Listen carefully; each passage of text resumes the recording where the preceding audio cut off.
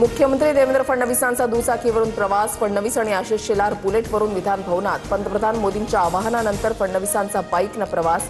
उपमुख्यमंत्री शिंदेही इलेक्ट्रिक कारनं विधान भवनात.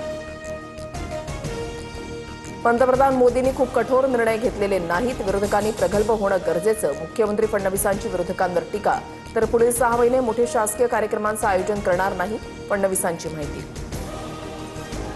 ठाकरे सेनेच्या नेत्यांचा मंत्रालयातून शिवालयापर्यंत पायी प्रवास. आम्हीही पंतप्रधान मोदींच्या आवाहनाला प्रतिसाद देऊ, दानवेंची प्रतिक्रिया. तर संकट टळेपर्यंत मुख्यमंत्र्यांनी बाईकवरच फिरावं, अनिल परब यांचा सल्ला.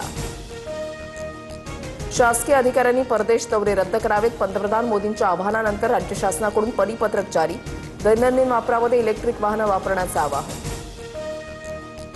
गेल्या 42 महिन्यामध्ये एप्रिलमध्ये सर्वाधिक घाऊक महागाई दर. मार्चमध्ये घाऊक महागाई दर 3.88% होता. आता तो 8.30%. रोजच्या गरजेच्या वस्तू आणि इंधन ऊर्जेचे दर वाढले. मुंबईमध्ये महानगर सीएनजीच्या दरामध्ये 2 रुपयांची वाढ. आजपासून नवे दर लागू. प्रति किलो सीएनजीसाठी आता 84 रुपये मोजावे लागणार. शरद पवारांची आज दुपारी 4 वाजता पत्रकार परिषद. देशाच्या सद्यस्थितीवर बोलण्याची शक्यता. पंतप्रधान मोदींच्या आवाहनावर काय बोलणार याकडे लक्ष. कांदा प्रश्नावरून किसान काँग्रेस आक्रमक. मुंबईमध्ये मंत्रालयाबाहेर कांदा फेकत आंदोलन. पोलिसांकडून आंदोलकांची धरपकड.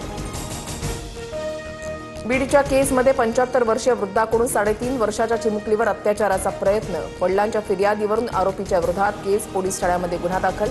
नराधम पोलिसांच्या ताब्यात.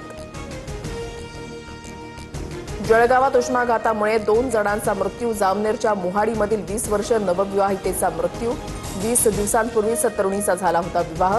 अमळनेरमधील 69 वर्षीय पुजाऱ्याचाही मृत्यू. व्ही.डी. सतीशन केरळचे नवे मुख्यमंत्री. काँग्रेसकडून सतीशन यांच्या नावाची घोषणा.